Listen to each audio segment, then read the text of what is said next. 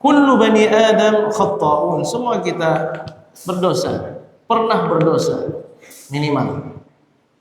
Wa khairul khata'in at-tawwabun, dan sebaik-baik orang yang mengaku melakukan kesalahan hendaknya dia bertaubat. Dan malam nisfu Sya'ban adalah kesempatan untuk mendapatkan ampunan dari Allah Subhanahu wa taala. Namun sayangnya di malam itu ada beberapa golongan yang tidak akan mendapatkan sentuhan maghfirah Allah Subhanahu wa taala.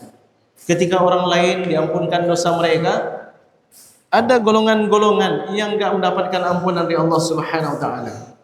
Ada apa dengan nisfu Sya'ban? Kenapa perlu kita siapkan dari sekarang? Ya, karena malam nisfu Sya'ban adalah malam yang sangat-sangat istimewa. Bagaimana istimewanya? Dengarkan baik-baik. Apa yang kita lakukan, dengarkan baik-baik. Dalam Sunan Sa'id bin Mansur dari Atha bin Yasar, salah seorang tabi'in, beliau mengatakan, "Ma min lailatin ba'da lailatil qadri afdal min lailatin nisfi min Sya'ban." Tidak ada malam selepas malam Lailatul Qadar yang lebih baik di sisi Allah Subhanahu wa taala daripada malam nisfu Sya'ban. Semua kita tahu bahwa malam Al-Qadar itu adalah malam yang sangat istimewa, dan malam nisfu Sya'ban adalah malam terbaik selepas Lailatul Qadar. Dalam hadis yang diriwayatkan oleh Imam Ibnu Majah dalam sunan beliau, juga diriwayatkan oleh Imam Al-Baihaqi dalam kitab beliau Syu'abul Iman, dari sahabat Nabi yang bernama Ali bin Abi Thalib radhiyallahu anhu, bahwa Rasulullah sallallahu alaihi wasallam bersabda,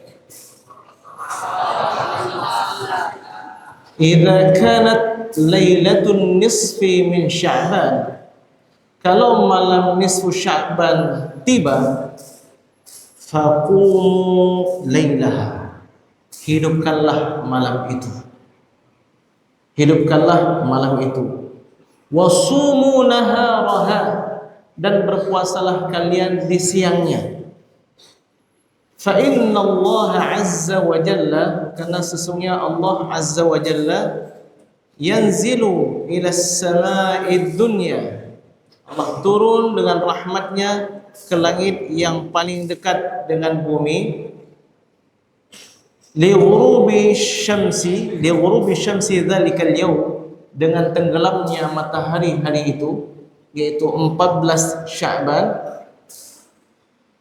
Lalu fayaqulu, Allah berfirman, "Ala min mustaghfirin fa'aghfira lahu," mana hamba-hambaku yang bergelimang dengan dosa agar aku ampunkan dosa-dosanya. "Ala min mustarziqin fa'arzuqahu," mana hamba-hambaku yang minta dilapangkan rezeki agar aku lapangkan rezeki baginya. "Ala min mubtala fa'afiyahu," mana hamba-hambaku yang sedang ditimpa ujian musibah untuk aku hilangkan atau aku lapangkan dia dari musibah tersebut. "Ala min kadza wa kadza," mana hambaku yang begini, mana hambaku yang begini, ila tulu'il fajri, sampai terbit fajar subuh nisfu Sya'ban tersebut. Dan di malam tersebut Allah Subhanahu wa taala memberikan ampunan untuk hamba-hambanya. Sangat banyak ampunan di malam itu. Dalam riwayat yang lain, Allah Subhanahu wa taala akan memberikan ampunan lebih banyak dari bulu-bulu kambing yang ada di kabilah Kalb, sebuah kabilah yang paling banyak kambingnya di waktu itu. Satu ekor kambingnya berapa banyak bulunya? Nggak ada kerjaan untuk kita hitung, yang jelas sangat banyak. Konon apalagi bulu-bulu kambing-kambing yang ada di kabilah Kalb. menunjukkan apa? Maghfirah Allah di malam itu sangat luas, sangat luas. Siapa di sini yang tidak pernah melakukan dosa? Ada? Kullu bani Adam khata'un. Semua kita berdosa, pernah berdosa minimal. Wa khairul khata'in at-tawwabun, dan sebaik-baik orang yang mengaku melakukan kesalahan hendaknya dia bertaubat. Dan malam nisfu Sya'ban adalah kesempatan untuk mendapatkan ampunan dari Allah Subhanahu wa taala. Namun sayangnya di malam itu ada beberapa golongan yang tidak akan mendapatkan sentuhan maghfirah Allah Subhanahu wa taala. Ketika orang lain diampunkan dosa mereka, ada golongan-golongan yang enggak mendapatkan ampunan dari Allah Subhanahu wa taala. Yang pertama, musyrik, orang yang mempersekutukan Allah Subhanahu wa taala dengan segala sesuatu. Memang kalau untuk menyembah palang salib umat Islam enggak. Untuk menyembah berhala insyaallah umat Islam enggak. Tapi ada tindakan-tindakan, tingkah laku yang terkadang masih mencerminkan atau warisan kesyirikan. Misalnya suka sama seseorang lalu pergi ke dukun untuk dipelet, atau benci sama seseorang atau ingin memporak-porandakan usaha orang lain atau rumah tangga orang lain, pergi ke dukun supaya hancur rumah tangga mereka.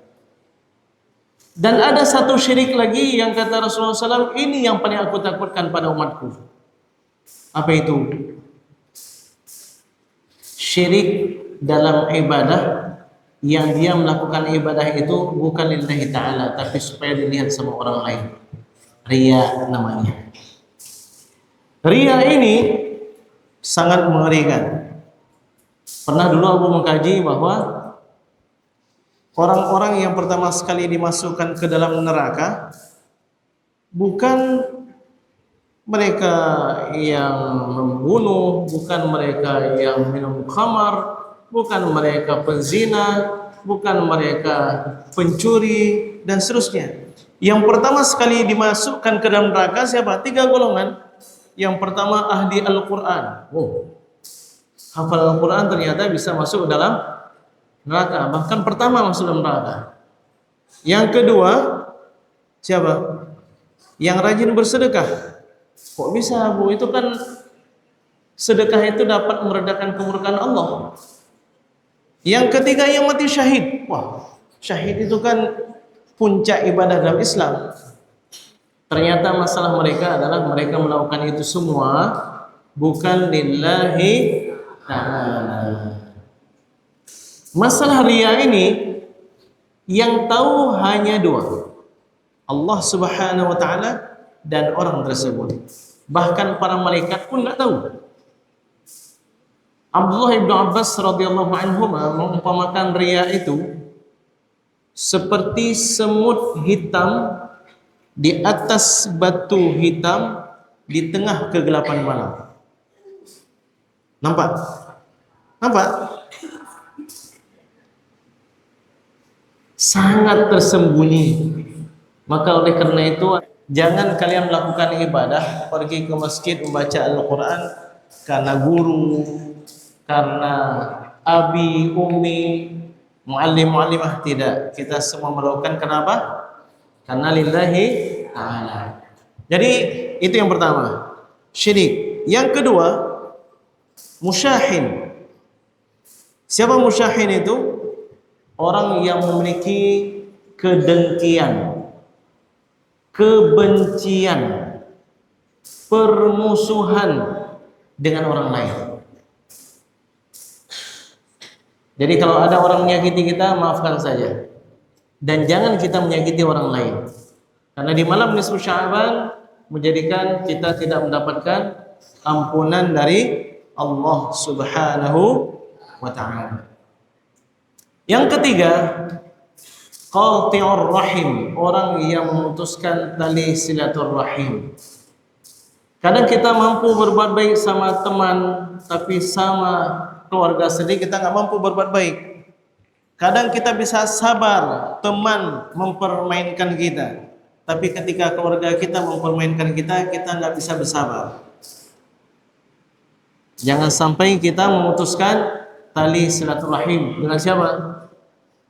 Ada silaturahmi, ada silaturahim. Silaturahmi menyambung kasih sayang. Teman satu kamar, teman satu pesantren, teman satu kampung, itu silaturahmi. Tapi kalau silaturahim yang ada hubungan nasab, adik kita, abang kita, kakak kita, keluarga kita, sepupu kita, kedua-duanya dituntut dalam Islam. Tapi yang memanjangkan usia, yang melapangkan rezeki, yang menjauhkan kita dari kematian yang mengerikan, itu ada pada silaturahim, kerabat. Itu perlu jaga baik-baik. Dan orang yang paling berhak untuk mendapatkan kebaikan silaturahim itu siapa? Orang tua kita. Orang tua kita. Ada riwayat yang lain menyebutkan termasuk yang tidak mendapatkan maghfirah Allah pada malam nisfu Sya'ban adalah wa'aqun biwalidayhi, orang yang durhaka kepada orang tuanya.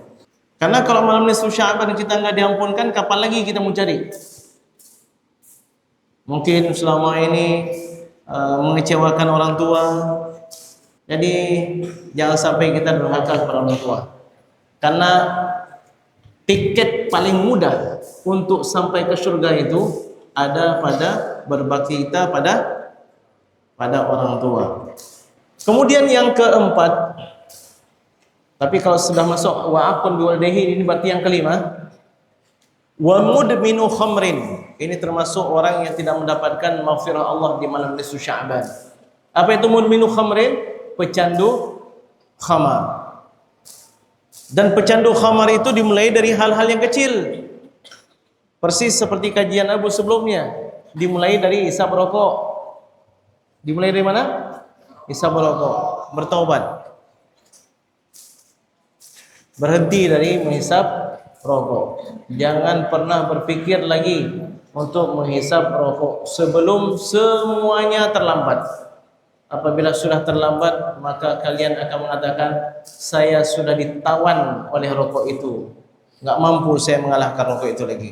Baik, malam nisfu Sya'ban adalah malam yang istimewa. Kebiasaan orang Arab dahulu, jika mereka mengagungkan sesuatu, mereka akan banyak memberikan nama terhadap sesuatu. Betul? Ya, misalnya Al-Quran punya nama apa? Al-Quran, Al-Kitab, Al-Bayyinat, Al-Huda, Al-Furqan, Al-Dzikr, dan An-Nur, dan nama-nama yang lain. Kenapa banyak namanya? Ya, karena Al-Quran sangat mulia. Nabi Muhammad SAW juga memiliki nama yang banyak. Beliau bernama Muhammad, bernama Ahmad, bernama Mustafa, bernama Taha, bernama Yasin, bernama Al-Khatim, Al-Hashir, Al-Muhyi, dan seterusnya, Al-Mahi, dan seterusnya.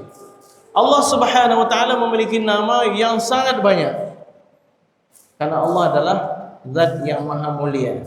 Nama Allah itu lebih dari 100. Lebih dari 100. Namun dari sekian banyak ada 99 nama Allah yang terpilih, yang siapa menghafalnya maka jaminannya adalah syurga, yang sering kita sebut dengan Al-Asmaul Husna. Itu dia, itu Asmaul Husna di atas 99 Asmaullah Al-Husna. Begitu juga dengan malam nisfu Sya'ban, memiliki nama yang banyak. Malam nisfu Sya'ban diantaranya dinamakan dengan Al-Lailah Al-Mubarakah, malam yang penuh dengan keberkahan. Berbeda malam itu.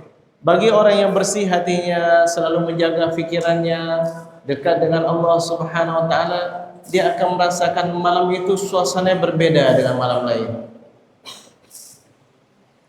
Dinamakan juga dengan Lailatul Ghufran, malam ampunan.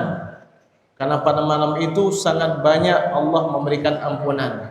Maka oleh karena itu di malam nisfu Sya'ban termasuk ibadah yang dianjurkan adalah kita memperbanyak istighfar.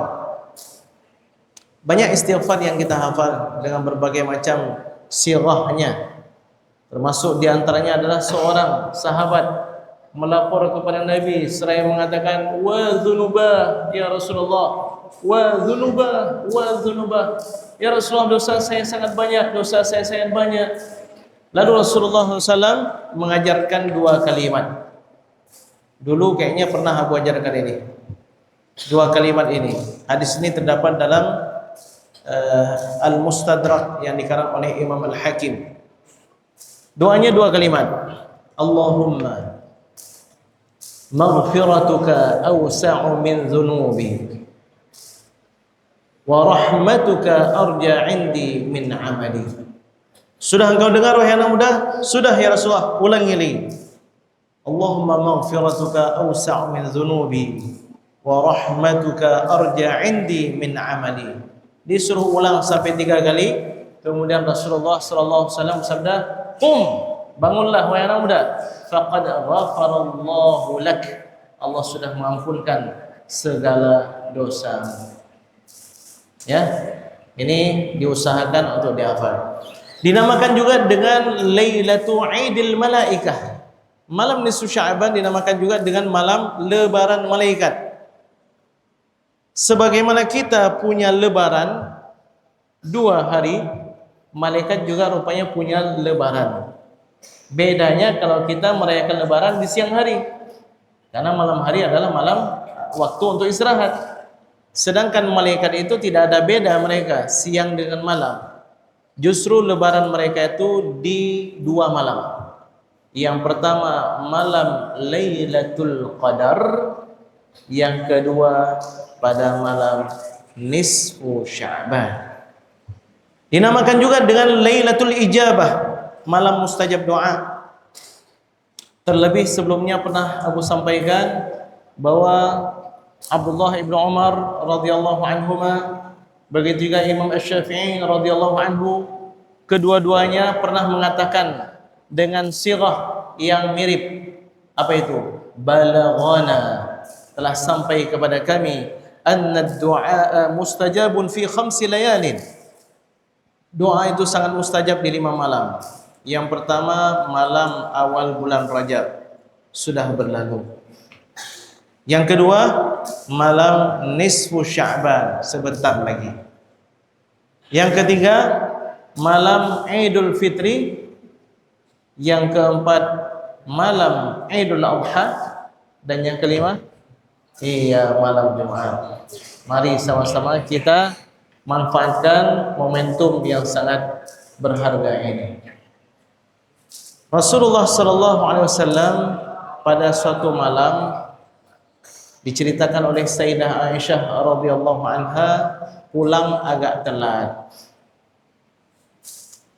Begitu Rasulullah SAW masuk ke dalam rumah, Sayyidah Aisyah pura-pura tidur.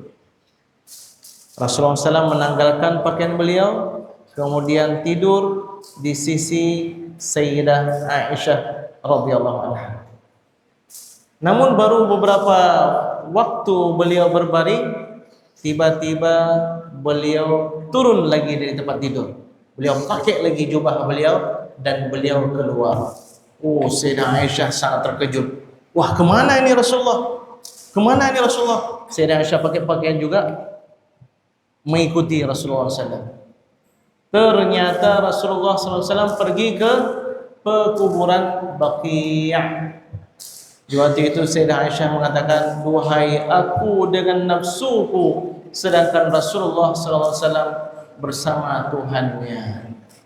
Tidak lama selepas itu Rasulullah SAW pulang. Sayyidah Aisyah pun bergegas agar dia lebih duluan sampai ke rumah, jangan sampai ketahuan sama Rasulullah SAW. Dilihat Rasulullah SAW berjalan, maka dia pun berjalan cepat. Dia lihat lagi Rasulullah SAW berjalan cepat, maka dia berlari. Begitu sampai ke rumah, Sayyidah Aisyah langsung berbaring. dan beliau tidak bisa menyembunyikan nafasnya yang masih terengah-engah. Masuklah Rasulullah SAW mendengarkan suara nafas Sayyidah Aisyah radhiyallahu anha. Wahai Aisyah, nafas apa ini wahai Aisyah? Lalu Sayyidah Aisyah mengatakan, ya Rasulullah, aku mengira engkau pergi entah ke mana ya Rasulullah. Ternyata engkau pergi ke Baqi'. Kemudian Rasulullah SAW mengatakan, wahai Aisyah, apakah engkau mengira Allah dan Rasulnya menyanyiakan kamu? Tidak, wahai Aisyah. Kemudian Rasulullah SAW berbaring sejenak di sisi Sayyidah Aisyah. Kemudian beliau membisikkan, wahai Aisyah, engkau izinkan aku untuk qiyamul lail? Tentu ya Rasulullah. Rasulullah SAW setiap malam qiyamul lail. Tidak ada malam yang dilewatkan melainkan beliau pasti ada qiyamul lail. Surat yang sering dibaca oleh Ustaz Kevin waktu subuh, nisfahu aw inqus minhu qalila aw zid alaihi warattil qur'ana tartila inna rabbaka ya'lamu annaka taqumu adna min thulutsayil laili wa nisfahu wa thulutsahu. Allah Subhanahu wa taala mengetahui bagaimana Rasulullah SAW qiyamul lail, ada kalanya 2/3 malam, ada kalanya setengah malam, ada kalanya 1/3 malam. Namun apa yang membedakan malam itu qiyamul lail Rasulullah SAW? Kita dianjurkan pada qiyamul lail memanjangkan qiyam, memanjangkan berdirinya. Maka dianjurkan imam membaca bacaan yang panjang pada qiyamul lail, bukan memanjangkan rukuk dan sujud. Maka dinamakan dengan qiyamul lail, bukan ruku'ul lail atau sujudul lail. Namun malam itu berbeda dengan malam yang lainnya. Apa itu? Rasulullah SAW qiyamul lail lama, tapi ketika beliau rukuk lebih lama lagi. Dan ketika beliau sujud beliau jauh lebih lama. Sayyidah Aisyah mengatakan, hatta zanantu annahu qubidha, sehingga aku mengira kayaknya sepertinya Rasulullah SAW sudah wafat. Kira-kira berapa lama atau sujud seperti itu? Sehingga turunlah Sayyidah Aisyah dari tempat tidur mendekati Rasulullah SAW, dan Rasulullah SAW di waktu itu menggerakkan jemari beliau. Oh, beliau masih hidup. Kemudian aku dekatin lagi. Ketika aku mendengar Rasulullah SAW, aku mendengarkan beliau membaca 5 kalimat ini. 5 kalimat ini bagus dibaca ketika sujud. Allahumma a'udzu biridhaka min sakhatik wa bi mu'afatika min 'uqubatik wa a'udzu bika minka la uhsi thana'an 'alaika anta kama athnaita 'ala nafsik. Ini hadis ini yang 5 kalimat tersebut terdapat dalam Sahih Muslim, tapi tidak disebutkan kejadiannya di malam nisfu Sya'ban. Sedangkan dalam hadis yang diriwayatkan oleh Imam Al-Baihaqi disebutkan itu terjadi di malam nisfu Sya'ban. Selepas salat Nabi kembali mengatakan, wahai Aisyah, kenapa engkau? Ya Rasulullah, aku mengira engkau telah wafat. Wahai Aisyah, tahukah engkau ini malam apa? Ini adalah malam nisfu Sya'ban. Ya Rasulullah, aku mendengarkan engkau membaca ini. Engkau dengarkan wahai Aisyah. Dengar ya Rasulullah. Itu adalah kalimat yang diajarkan oleh malaikat Jibril ketika aku sujud, agar aku membacanya di waktu sujud. Baik, jadi apa yang akan kita lakukan di malam nisfu Sya'ban yang istimewa ini? Yang pertama, insyaallah selepas salat maghrib kita akan baca Yasin. Niatnya apa? Yang pertama, agar banyak rahmat dan rezeki dari Allah Subhanahu wa taala untuk kita. Yang kedua, agar kita dijauhkan dari musibah, bala dan malapetaka. Yang ketiga, agar Allah panjangkan usia kita dalam taat kepada Allah Subhanahu wa taala. Kemudian nanti ditutup dengan doa. Doanya nanti ada doa khusus, nanti Abu akan kirimkan ke Ustaz Fatani, ya. Kemudian nanti selepas salat Isya, ba'diyah Isya, kita semua akan melaksanakan salat sunnat tasbih. Salat sunnat tasbih terdapat dalam Sunan Abi Dawud ketika Nabi mengajarkan kepada paman beliau Abbas bin Abdul Muttalib radhiyallahu anhu, wahai paman, ya ammah, aku ajarkan ini 300 kali tasbih. Kalau mampu engkau lakukan setiap hari maka lakukan. Kalau tidak bisa maka sepekan sekali. Enggak bisa sepekan sekali maka sebulan sekali. Enggak bisa sebulan sekali, setahun sekali. Tidak bisa setahun sekali maka seumur hidup sekali. Bagaimana tata caranya? Salat sunat tasbih 4 rakaat. Karena kita melakukan di malam hari, maka 2 rakaat salam, kemudian berdiri lagi 2 rakaat salam. Di setiap rakaat kita akan membaca tasbih sebanyak 75 kali. 75 rakaat pertama, 75 rakaat kedua, 150. Begitu juga di 2 rakaat berikutnya 150 sehingga 300 rakaat. Kapan saja kita baca? Yang pertama setelah takbiratul ihram, setelah doa iftitah. Coba kita hitung ya.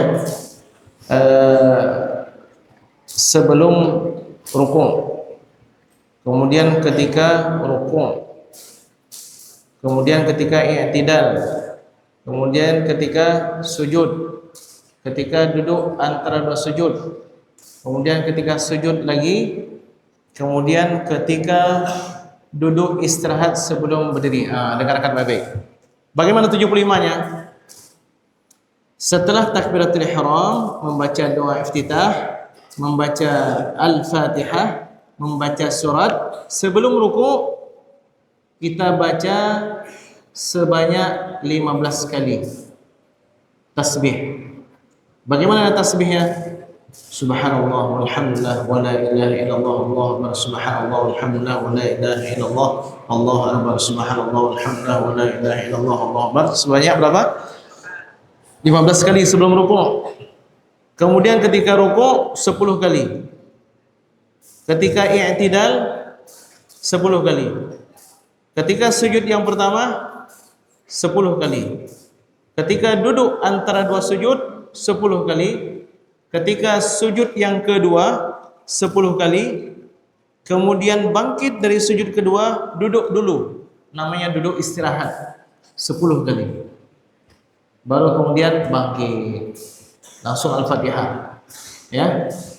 Dan nanti di rakaat keduanya setelah tahiyat akhir sebelum salam sebanyak 10 kali. Begitu juga di rakaat ketiga, rakaat keempatnya, atau di 2 rakaat selepas salam dari 2 rakaat yang pertama.